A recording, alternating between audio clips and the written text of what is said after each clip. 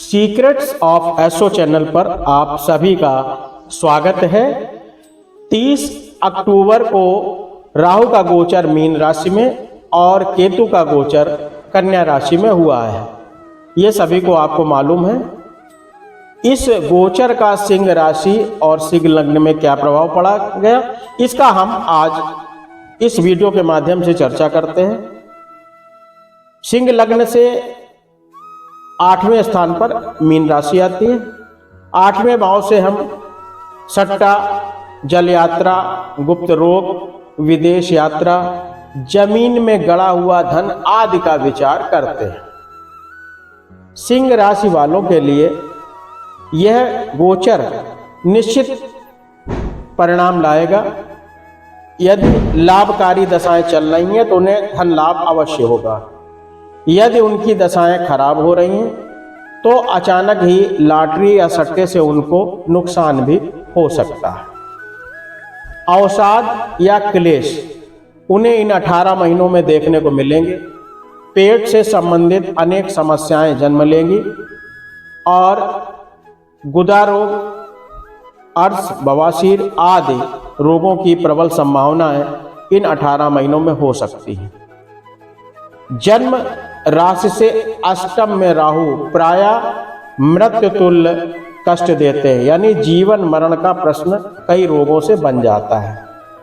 यदि किसी विशेष व्यक्ति में कोई विशेष अपार योग्यता है तो राहु यहाँ बैठकर तमाम प्रकार के दुरुपयोग के लिए प्रेरित करता है। अष्टम स्थान शोध को दर्शाता है। गुण विषयों के प्रति ज्ञान के लिए वो लालायित रहता है और नए नए विषयों में वो शोध करने का प्रयास करता है और लोगों को ऐसा देखा भी गया है। नए शोध जो हैं राहु के इसी कालखंड में देखने को आपको मिल सकते हैं। आज हमारे वैज्ञानिक राहु और केतु पे अनेक शोध कर रहे हैं, लेकिन हमारे वैदिक ऋषियों ने इनके स्वरूप का वर्णन हजारों वर्ष पूर्व कर दिया था। हमारे पंचांग इस बात का प्रमाण है कि वो हमें यह पहले ही स्पष्ट कर देते हैं कि ग्रहण अमुक दिन, अमुक राशि, एक अमुक तारीख पर यह होगा और ये ग्रहण कहाँ पर दृश्य होगा और कहाँ पर दृश्य नहीं होगा। ये बहुत बड़ी उपलब्धि हमारे भारतीय पंचांग की है और उन मनीषियों की है जिन्होंने इस पर अपना योगदान दिया है। राहु को बुधवार एवं केतु को मंगलवार दिया गया है। जैसे कि आपको विदित है कि राहु जो है शनिवत कार्य करते हैं और केतु जो है कुजवत कार्य करते हैं। कुज कहते हैं मंगल को, यानी केतु मंगल की तरह कार्य करता है। राहु के परिणाम सदैव खराब ही होंगे ऐसा बिल्कुल नहीं है। जन्म कुंडली में यदि राहु शुभ कारक है, योग कारक है, तो वह उस व्यक्ति को जरूर रिसर्च में उपलब्धि दिलाएगा, खास तौर से इन 18 महीनों में। जैसे ज्योतिष है, अध्यात्म है, इन विषयों में व्यक्ति जो है नित्य नई ऊंचाइयों को प्राप्त करने का प्रयास करेगा और उसे सफलता भी मिलेगी। अष्टम और नवम भाव जो है दक्षिण पश्चिम दिशा को दर्शाते हैं। राहु दक्षिण पश्चिम दिशा के स्वामी भी माने गए हैं। इस कालखंड में हो सकता है दक्षिण पश्चिम दिशा में आपको अनेक अचानक से परिवर्तन या सूचनाएं उन दिशाओं से या जो घटनाएं हैं जो घटित हो रही हैं उन पर विशेष ध्यान रखना चाहिए। भगवान शंकर और माँ दुर्गा की उपासना राहु के बुरे प्रभाव को दूर करती है। सिंह लग्न या सिंह राशि हो, इसमें जो केतु है वो कन्या में गोचर करेंगे, जो द्वितीय भाव कहलाता है। द्वितीय भाव धन भाव भी कहलाता है और वाणी का भाव भी कहलाता है। अच्छा, सबसे बड़ी बात यह है कि वाणी उसकी कैसी होगी, केतु यहाँ पर वो रिप्रेजेंट करेगा। व्यक्ति कैसा बोलेगा ये इन 18 महीनों में गोचर में साफ साफ दिखाई पड़ेगा। जातक यदि कठोर वचन बोलता है या जिनकी जन्म कुंडली में सेकंड हाउस में केतु क्रूर प्रभाव में है तो वो घर से अपने दूर हो जाता है। उसका मुख्य कारण उसकी वाणी होती है।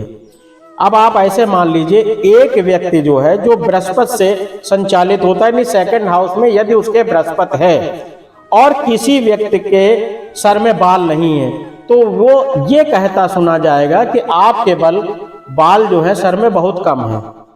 और केतु अगर सेकंड हाउस में बैठा होगा तो वो व्यक्ति ये कहता नजर आएगा कि आप तो गंजे हो, यानी कटी सत्य बोलने वाला केतु यहाँ पर बैठा है।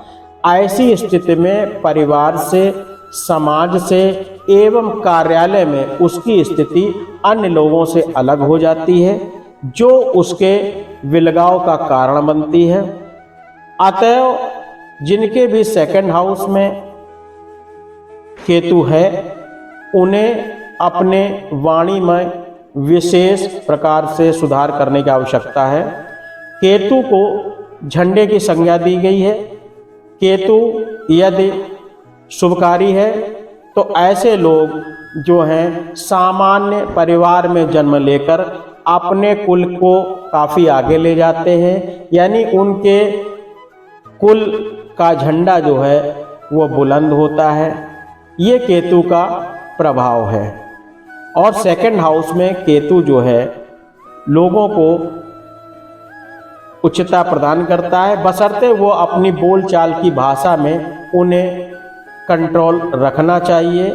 और ख़ास तौर से इन 18 महीनों में विशेष तौर पे कहा भी जाता है, कौवा किसका धन हर लेता, कोयल किसको देती है, केवल मीठे बोल सुनाकर जग अपना कर लेती है।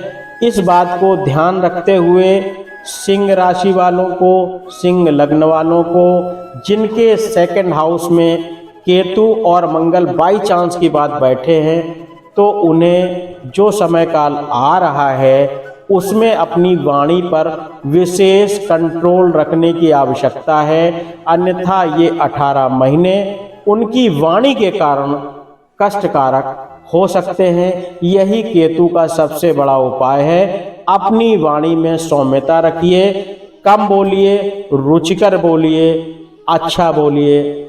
आशा है आपको हमारे कुछ बिंदु रुचिकर लगे होंगे। यदि आपको रुचिकर लगे हों तो अपने इष्ट मित्रों में इसे शेयर करने का प्रयास अवश्य करें। धन्यवाद। राम राम।